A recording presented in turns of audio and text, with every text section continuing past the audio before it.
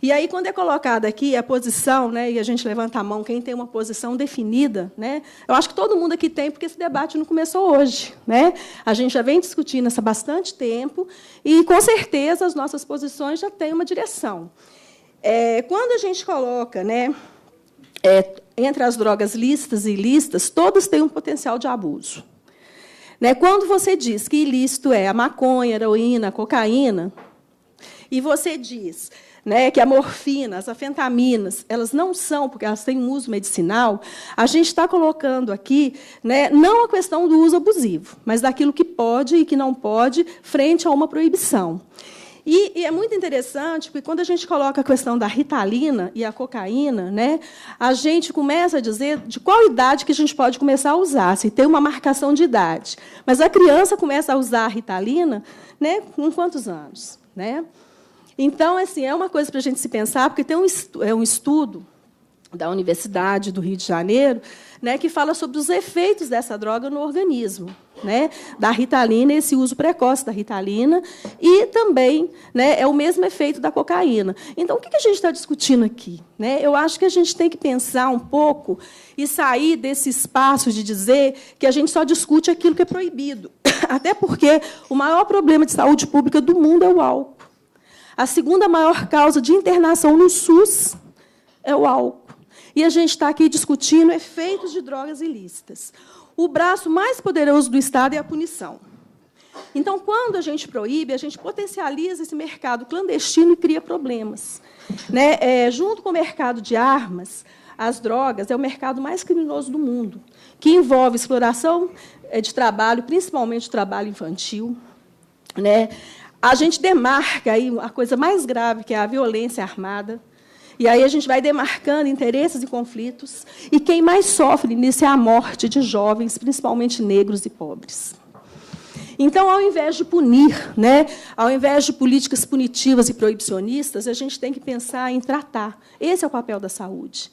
Né? Eu trabalho com políticas públicas de saúde, sou conselheira, né, estadual de saúde, e a gente tem que sair desse lugar, né, de pensar a questão das drogas nesse viés só da proibição e da criminalização.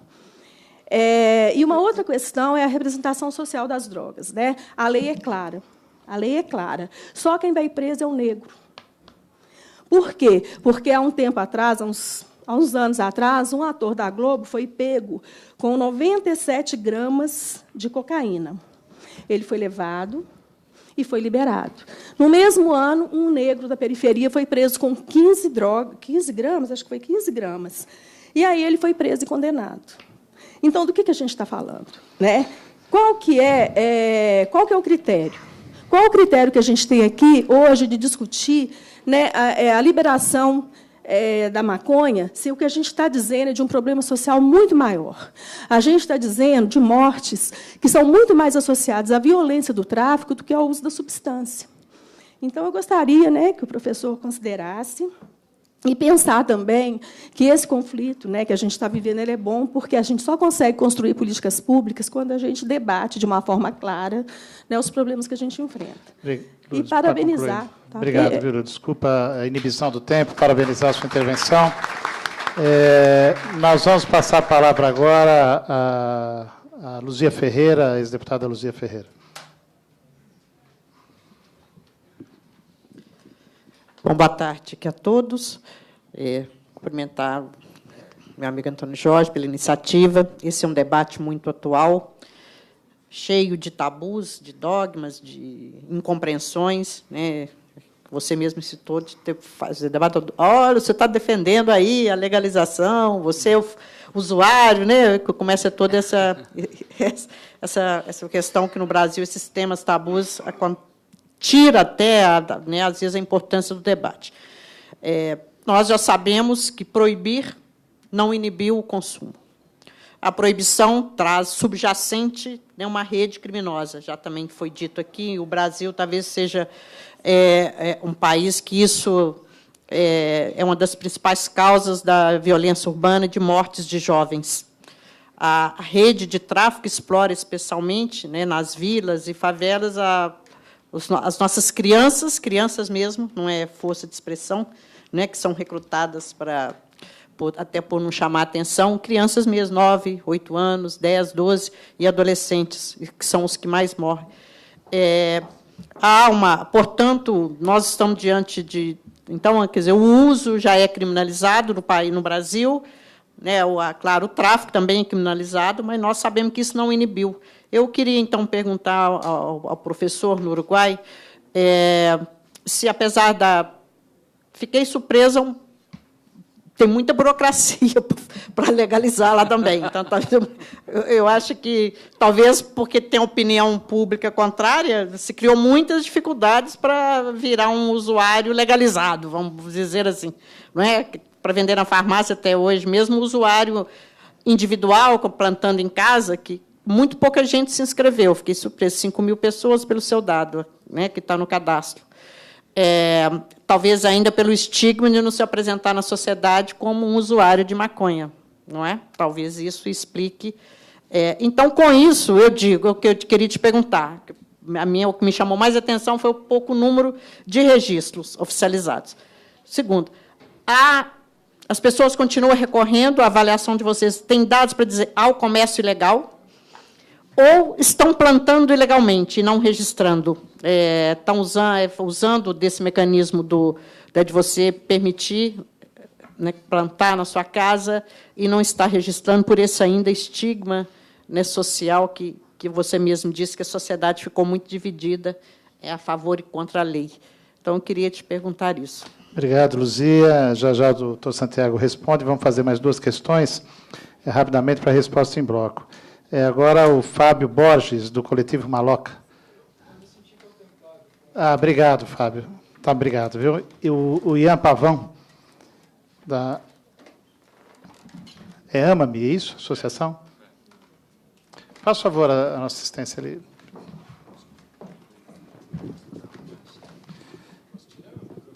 Você fez um questionamento por escrito, mas achei mais adequado você fazer oralmente. Pode ser? Com relação à multa, né, de como é que vai pegar as pessoas que estão dirigindo sob influência da maconha, sendo que o álcool fica 12 horas. A gente também tem aqui no Brasil o mínimo, a tolerância mínima, recentemente, é 0 também, não é igual, né? Mas a maconha demora 10 dias para sair do organismo. Então, é responsabilidade do usuário mesmo. Se ele usou, ele pode ser multado em 10 dias mesmo. Não tem, para isso, não tem tolerância. O paciente que, por exemplo, o usuário, ele usou, ele tem que esperar mais de uma semana para poder dirigir. Essa é a questão, isso que está acontecendo lá. Em vários lugares do mundo também, né? Na França também, está se discutindo qual é o tempo de tolerância, né, depois de fazer o uso, porque fica difícil, né, você usa um swab aqui né, para fazer o teste, mas como fica no organismo 10 dias, a minha questão é se a pessoa realmente pode ser multada esses 10 dias, ou, né, não é um álcool que em 12 horas o organismo já... Obrigado, viu, Ian? Obrigado. Acho que você quer complementar. Acho que ela quer complementar. Obrigada. Eu só queria complementar... Não, se identifica, por gentileza. Oi? Se identifique, para a gente estar gravando. Meu nome é Juliana Paulinelli. Obrigado, eu sou Juliana. Vice-presidente da Associação Brasileira de Pacientes de Cannabis Medicinal, a AMAMI. Eu gostaria de complementar a pergunta para um usuário, um paciente canábico, por exemplo. Eu tomo extrato rico em THC e tomo extrato rico em CBD. Como é que ficaria a minha posição para eu dirigir? Eu já fui usuária de uma bomba de infusão de morfina implantada na minha barriga, ligada direto no meu cérebro, e, por causa disso, eu tomei pau quando eu fui para tirar a carteira por causa da morfina.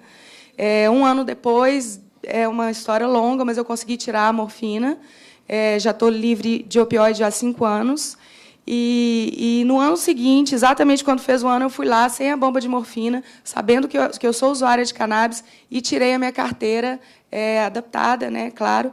E eu queria saber como que isso funciona para um paciente que toma cannabis de manhã, à tarde, à noite, e como é que eu poderia dirigir, né? Isso é uma coisa que a gente tem que pensar, né? Não, muito bem, muito bem colocado. O resíduo metabólico permanece, mas o efeito psicoativo acaba em horas, né? Como é que a pesquisa disso pode ser considerada? Não tenho a menor ideia com a palavra, doutor Santiago. La idea era que no hicieran preguntas tan difíciles para mí. A ver, respecto de este último punto, está en este momento no pleno debate, porque realmente, mira lo que pasó. A ley establece que a regulamentación va a establecer cuál es el mínimo aceptable de THC. THC, ¿está bien dicho? THC. Mas a regulamentación dice 0. Entonces, el punto es, si una primera pregunta que se está discutiendo es si esa regulamentación puede ser de alguna manera violatoria de la ley, puede ser ilegal porque la ley está partiendo de la base que un mínimo puede ser admitido. Entonces, hoy la respuesta del sistema uruguayo sería muy mala para você, sería decir, você no puede dirigir. Esa es la respuesta simple, pero es una respuesta mucho más compleja que vamos a tener que dar incluso cuando empiecen a disponerse a venta de cannabis medicinal con receta médica, porque probablemente ahí, o que seja uma exceção possível, se como falava o deputado, é possível sostener que efeito para dirigir não se vê impedido luego de determinado número de horas, provavelmente com autorização de um médico pode isso ser feito. Mas hoje a resposta seria muito mala para você dizer, lamentavelmente não pode. Tá? Desculpa que não tenho boas notícias. Bem, obrigado. A solução de cada problema acaba trazendo novos desafios, né? Mas é uma questão muito importante, muito bem colocada. Eu acho que é o Henrique Antunes agora, da Marcha da Maconha. Ah, pois é. Não, desculpa, era um bloco de perguntas. Desculpa, Santiago. Pois bem, vamos lá, Luzia. A professora pôs o ponto realmente muito certo, porque quando uno mira esto, dice, pô, esta tanta burocracia. Bom, Uruguai tem essas coisas bastante extrañas, ¿no? Que você mira todo esto, assim, com esto, e diz, uau, são 5 pessoas. Mas o que ocorre é que a decisão da um autocultivo totalmente liberalizado ou a decisão de poder adquirir em uma drogaria totalmente liberalizada era impossível ter uma aprovação legislativa nesses términos. Então, se vai dando um processo. Eu não sei se os próximos passos vão ser de uma liberalização maior ou não, mas o que está certo é que a ideia é que realmente o centro da questão é registro como um mecanismo de passagem de um sistema ilegal a um sistema legal.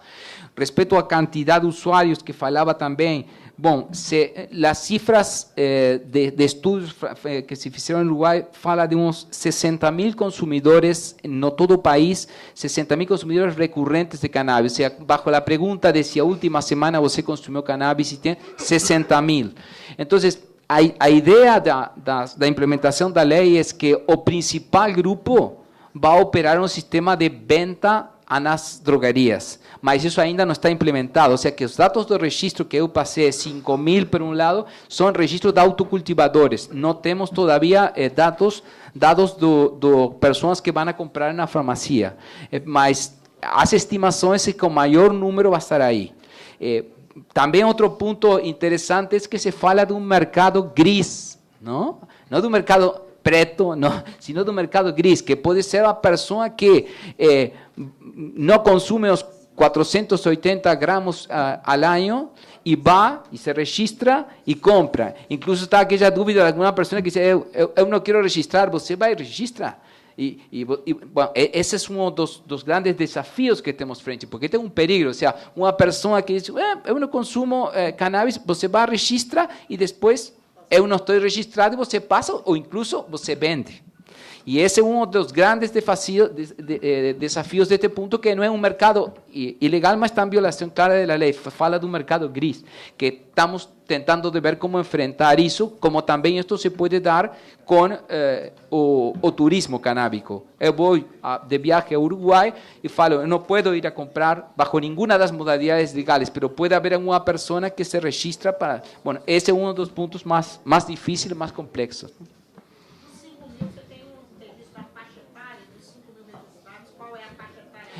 Não, esses dados não han sido publicados porque é muito sensível os dados de registro, e a ideia inicial é tratar de fomentar que os usuários se registrem. Então, não ha sido divulgada nenhuma informação mais que o número, ou seja, que não temos dados sobre isso. Não?